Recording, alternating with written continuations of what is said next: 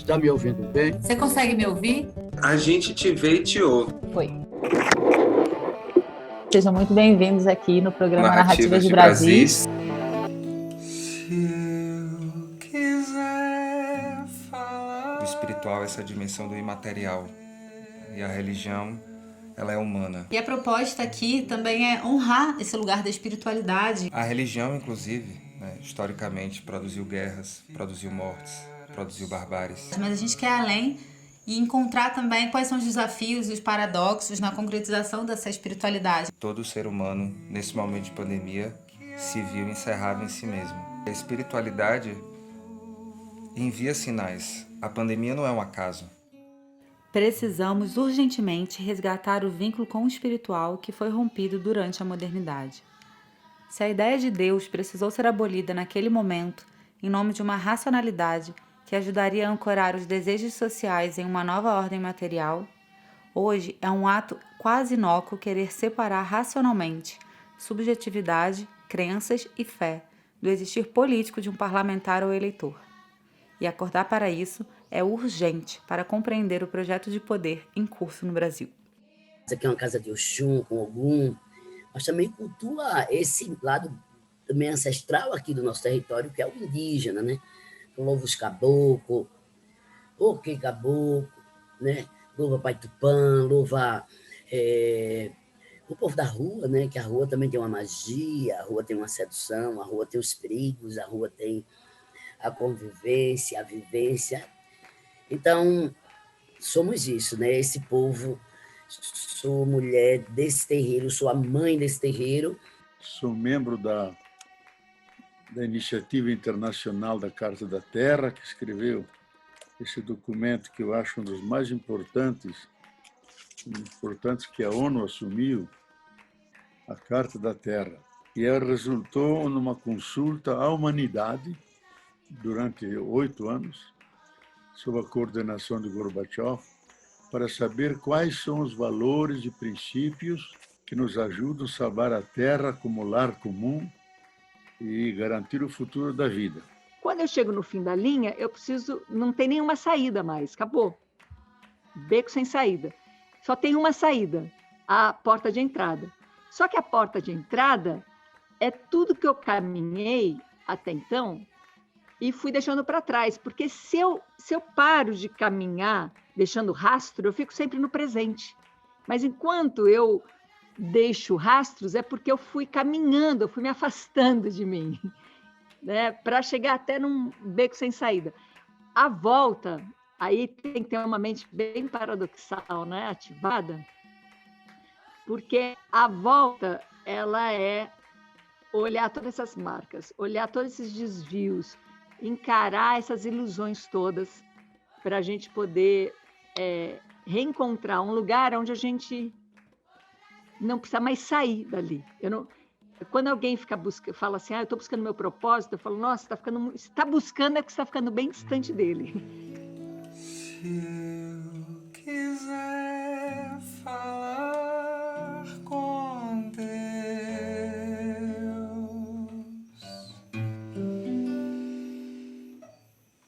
tenho que ficar a sós.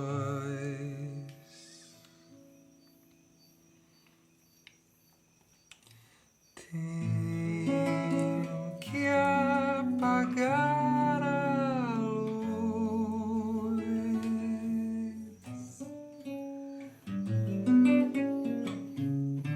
Tenho que calar a voz.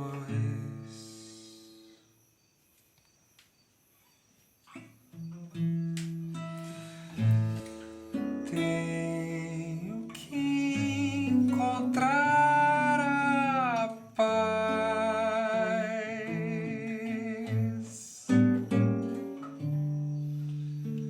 Tenho que folgar os nós dos sapatos, da gravata, dos desejos, dos receios.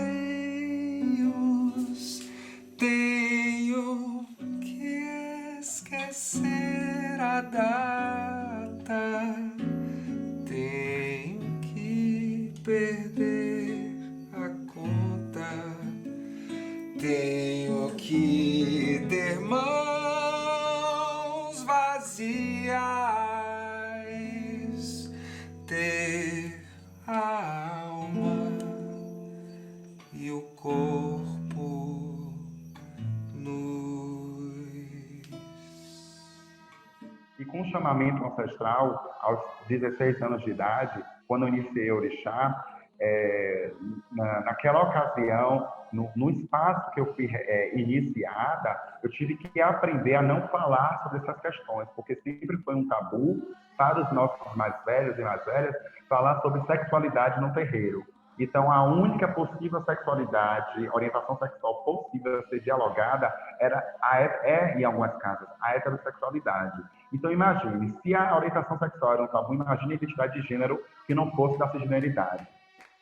E com isso, eu tive que me camuflar, né, dentro do terreiro como uma pessoa que eu não era. Eu tive que ser uma atriz, eu tive que viver uma vida que não era minha. Porque dentro do terreiro eu tinha que ser o homem, leitura social, mas fora eu tinha que ser a Tiffany Eldara. E isso foi muito constrangedor para mim, porque eu vivia duas personalidades. Eu vivia duas coisas, uma que eu era cá fora e uma que eu não era lá dentro. E eu percebi que esse olhar é um olhar da religião e não do espiritual. Porque o espiritual, quando ele me escolhe sabendo quem eu sou. Porque o orixá, ele se materializa. O orixá, ele vem porque ele é uma essência da natureza. Porque o candomblé não religa você a nada. Somos extinção da natureza. A gente é extinção. O candomblé é filosofia de vida. Então eu comecei a perceber que a ancestralidade me queria da forma que eu queria. E quando entrei para iniciar o orixá, através do chamamento espiritual, não foi para agradar as pessoas, as matérias.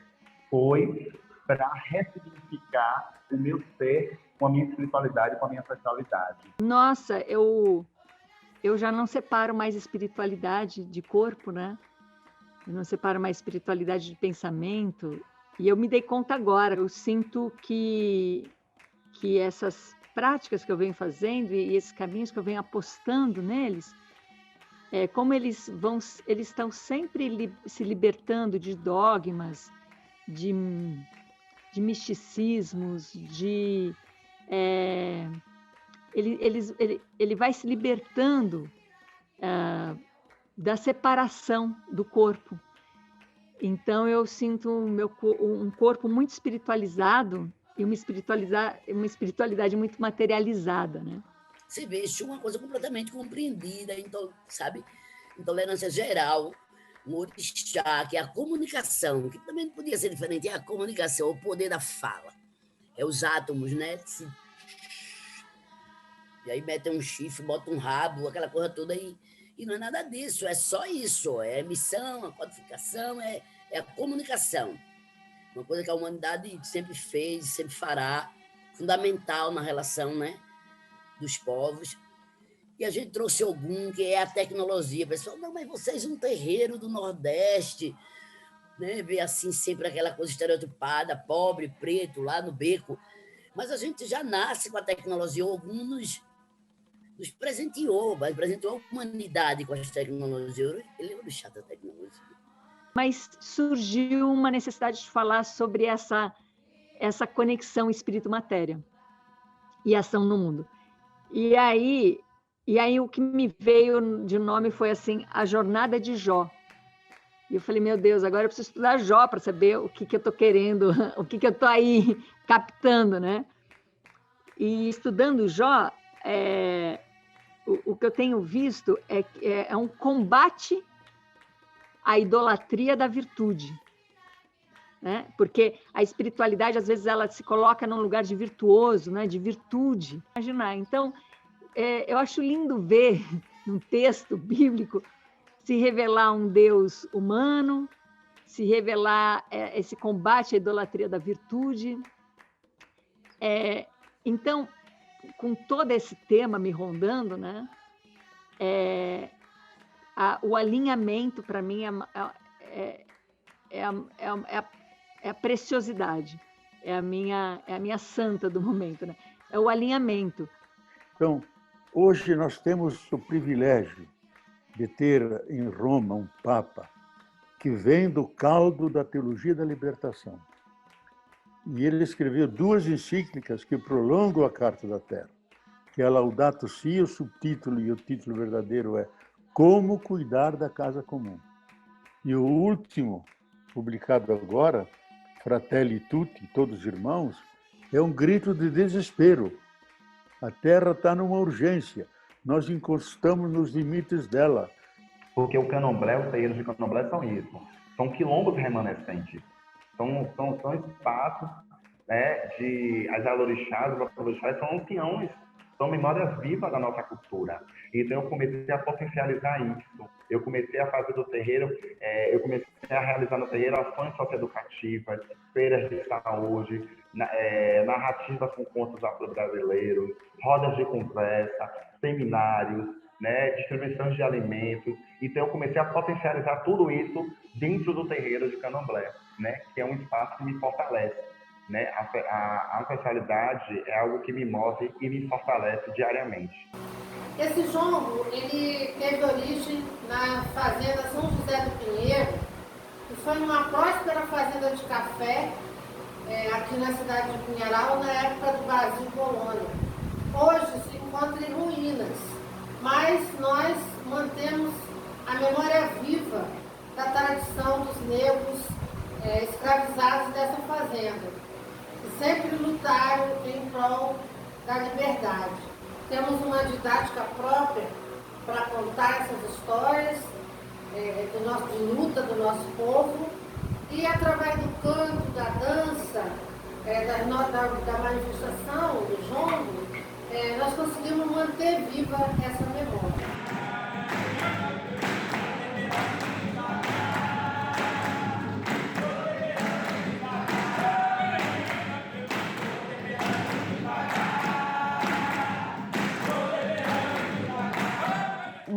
Um gancho assim nisso que você está trazendo da espiritualidade que vem desse lugar da cultura, né? Que é essa maneira de agir. E aí eu sempre me pergunto o que isso tem a ver com política. A espiritualidade é o que nos guia, né? O que nos coloca em pé e sobre a terra. Acho que a espiritualidade ela não está dissociada da vida política, nem da tua vida cotidiana, no teu território, de como tu se coloca no mundo. Espiritualidade é exatamente aquilo que te põe em pé aqui sobre a terra e tem toda uma relação, né, cósmica, tem toda uma relação de vida, né, de vivência no seu lugar, né. Os povos indígenas, assim como os povos negros, né, os nossos, eles não tem a religião, a gente tem a cultura, né? A gente tem a cultura e a nossa cultura está intrinsecamente ligada à religiosidade. Não é uma coisa como se coloca separada, não. Isso aí, a cultura está intrinsecamente junto com a religiosidade, com a vida. Então, a partir daí, a espiritualidade, ela não está dissociada da vida, ela não está dissociada de como você se coloca no mundo, né? E é fundamental, né? Fundamental, porque é aquilo que eu estou te dizendo. É o fogo, é a terra, é o vento. Porque governar, já dizia Gandhi, é um gesto amoroso para com o povo. É o cuidado das coisas comuns. O atual presidente é a negação disso tudo. O que eu queria ofertar à população LGBT é o amor da minha família, tanto a minha família biológica quanto a minha família de axé. Porque eu me sinto uma pessoa amada, uma pessoa que... Essa minha família... eu fico emocionada, né, quando eu falo sobre isso. Essa minha família biológica, essa minha família de axé, dentro de um amor incondicional, né, fez com que eu pudesse criar armaduras, né, de ficar... para que eu pudesse ficar de pé e enfrentar a sociedade de frente, né? E eu consegui estar à frente do terreiro, que esse terreiro ele foi fundado em 1960 pela saudosa minha avó ela que vem de uma raiz ancestral com a afinada Chica Dinã, do Recôncavo da Bahia, em Cachoeira, né? Ela vem para a cidade de Lauro de Freitas na década de 50 e logo ela funda esse terreiro que hoje eu estou à frente. A espiritualidade nasce desse sentimento de compaixão, de humanidade para com o outro, sensibilidade com o destino daqueles que conosco convivem. Você está perguntando sobre a religiosidade da política. Olha, tem força. Quando o vento quer, derruba tudo. Epa, Oiá, Messeuru. Então é o fogo. Caô, cabeça, é meu pai Xangô. Então são valores. É a terra, é o fogo, é o vento, é a água. Isso para a gente tem força, tem poder. Isso para a gente influencia a humanidade. Esse modelo que esses caras criaram aí de ficar ali dentro de uma caixa, de um congresso, falando só de economia, economia, economia, economia. Tá... Não é isso, gente, não é isso. Isso está cada vez mais se agudizando. É o capitalismo, né? Se agudizando na sua fase perversa, cruel. Vai explodir mesmo, sabe? Os valores civilizatórios dos povos originários, dos povos tradicionais, dos povos negros, dos povos indígenas, afro-indígenas, ribeirinhos, pescadores, caiçaras, tantas outras denominações que existem dos povos originários, dos povos que vivem de outra forma, que não nessa lógica perversa da economia, mandando, entende, tudo a partir da economia. Não, tudo é a partir do axé, tudo é a partir da força espiritual, tudo é a partir da terra que a gente pisa sobre ela.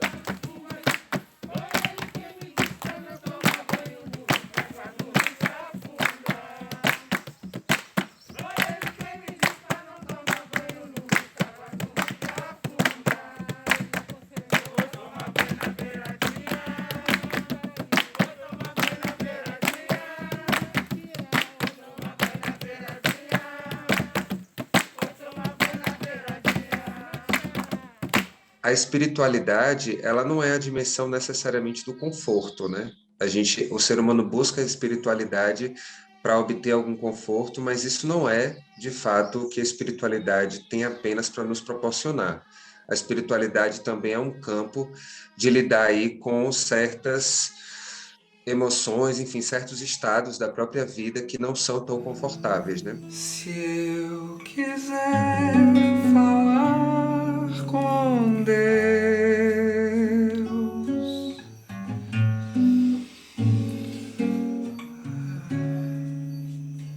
tenho que aceitar a dor.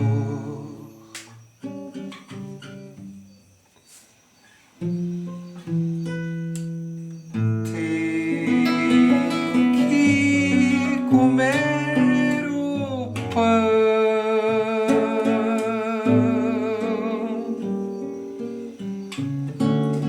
que o diabo amassou.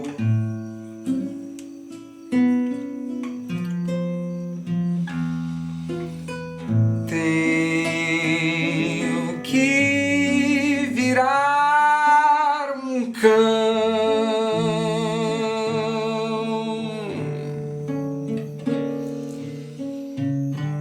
Tenho que lamber o chão. E a partir daí eu criei uma ecoteologia da libertação, que ganhou sua expressão melhor oficial na encíclica do Papa, Como Cuidar da Casa Comum, Laudato Si, e na última, publicada esse ano, Fratelli Tutti, Todos Irmãos e Irmãs, onde essa teologia foi oficializada para toda a Igreja e lançou um desafio não só a nós cristãos, à humanidade. Há ameaças graves que pesam sobre a Terra, que podem significar o fim da nossa espécie, e o coronavírus é um dos primeiros sinais, porque ele atacou não só algumas regiões, atacou o planeta inteiro, a humanidade inteira, nos atacou a nós para dar-nos uma lição. Nós não podemos manter essa relação de exploração com a natureza e a terra. O vírus vem escancarar, né? Assim, ele vem escancarar tudo. Onde que a economia é mais importante que a saúde das pessoas? Esse confinamento social não é fortuito, ele é intencional, para a gente, recolhido, pensar o que de errado fizemos, o que é mais importante, o lucro ou a vida, a destruição da natureza ou o seu cuidado. Pode fazer esse caminho de volta para olhar as marcas de um outro lugar, sem ficar mais preso ali. Uma vez que a gente vai voltando por esses caminhos, essas marcas, que é aonde está a nossa responsabilidade, que é onde é que está a nossa ação que mantém, por exemplo, um estado como a gente vive. Não só a pandemia é um efeito, mas o que tem se revelado a pandemia. Então, a pandemia revelou a educação, os pilares, né? A educação, o trabalho e a saúde, como pilares dessa sociedade, revelou o colapso disso, que já estava acontecendo, porém, esse momento foi revelado. E a gente vai ter que olhar para isso. Dos palácios, dos castelos suntuosos, dos meus sonhos, tenho que me ver tristonho, tenho que me achar medonho, e apesar de um mal tamanho, alegrar meu coração.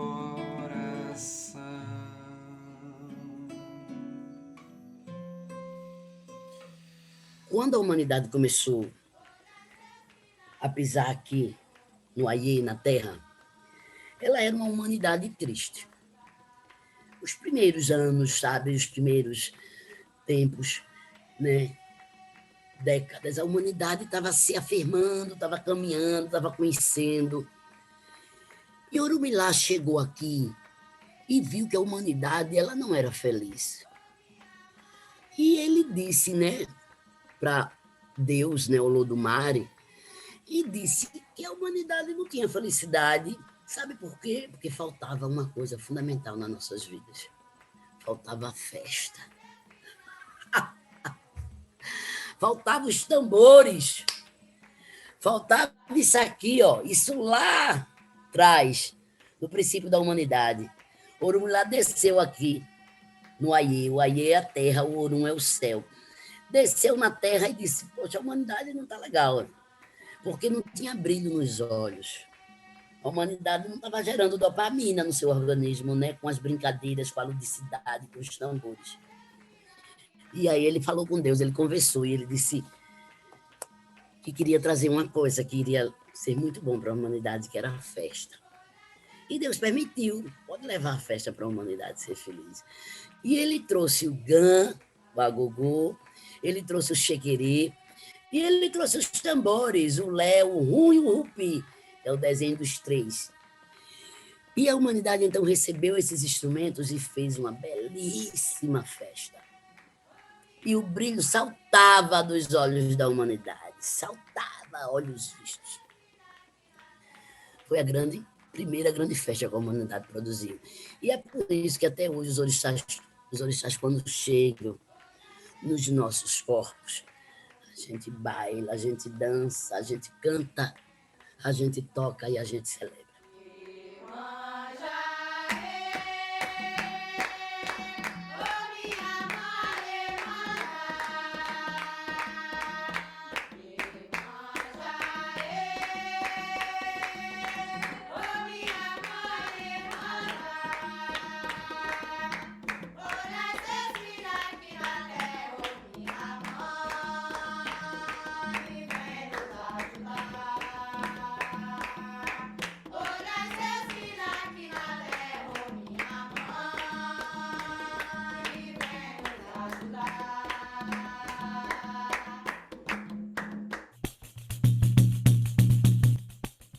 Afinal, o que é o Brasil para você? O que é o Brasil para você? O que é o Brasil para você? Ui!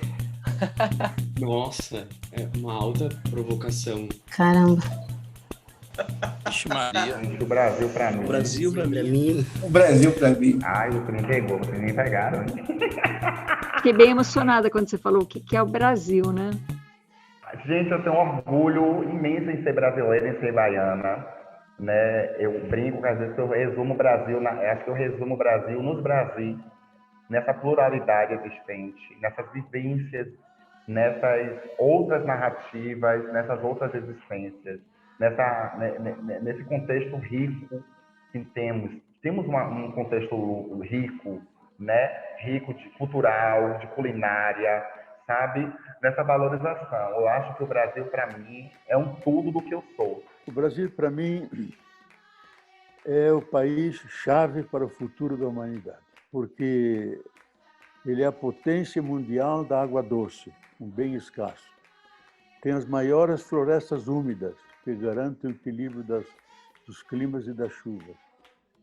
Tem uma riqueza extraordinária ecológica, nenhum vulcão, não temos desertos, e uma população extremamente criativa, feita de 60 etnias, povos que vieram de várias partes do mundo, que se estabeleceram aqui e ainda estamos fazendo, criando, gerando o povo brasileiro que não está pronto ainda.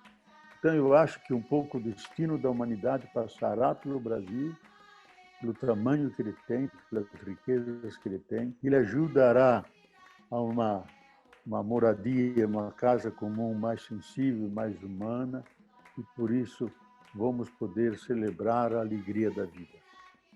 Esse é o país também da gente. Axé para todos nós. Saravá para todos nós. Que experiências estão sendo gestadas hoje na sociedade brasileira que podem, inclusive, implicar em políticas públicas, em políticas no campo da cultura.